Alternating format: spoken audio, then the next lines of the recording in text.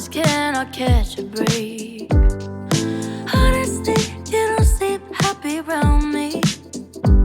I don't know much more I could take. আবার একটা video নিয়ে চলে আসলাম আপনাদের মাঝে। জলপই আচার কিন্তু আমি দিছি, আগেরও আছে আবার হন্য দিছি, কিন্তু এই আচারটা কিন্তু একটা ভাইয়ার জন্য। ভাইয়া বলছে আপু আপনি আচার বানাইছেন, আচার গুলা মানে খুবই খুবই দেখতে খুব দারুণ আর খাইতে লুল করতেছে। তখন আমার ঘরে আচার বানাইছিলাম, তারপর আমার ঘরের মানুষ মিলে সবগুলা খাইলাইছে, ভাইয়াকে দিতে পারিনি। তারপরে ভাইয়া বলছে আপু আপনার কাছে একটা রিকোয়েস্ট, আমাদের আচার বানিয়ে অবশ্যই দিবেন। তখন এই আচারটা বানানি উদ্দেশ্য। তাহলে চলেন আজকে জলপই আচার বানাবো। চলো কড়াইটা বসায় দিছি, অল্প করে সরষের তেল দিয়ে দিব। অল্প করে দিছি সরষের তেলটা, এটা দিছি কেন, এটা মশলাটা কষাবো।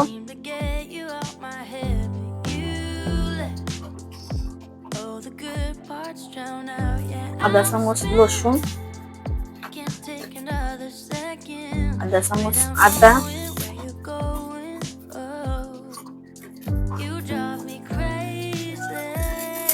দুইটা তেজপাতা,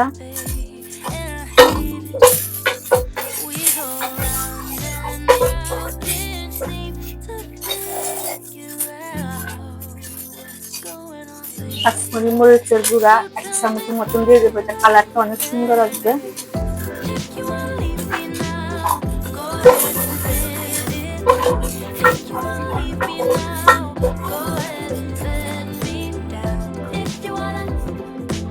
অনেকটা চিনির শিরাটা মানে চিনির যে পানিটা উঠছিল বা জ্বলবে পানিটা শুকায় গেছে।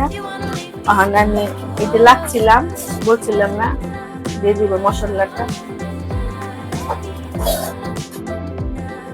2 চামচ দিচ্ছি, দিয়ে দিব সরষের তেলটা।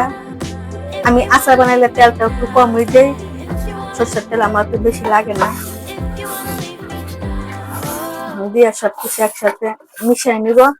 আর আপনারা আচার বানাইতে লাস্টে দিবেন মশলাটা, এটা অনেকটা গেরানো ছুটবে, তারপরে এটা মশলাটা খালো হবে না, অনেকটা সুন্দর থাকবে।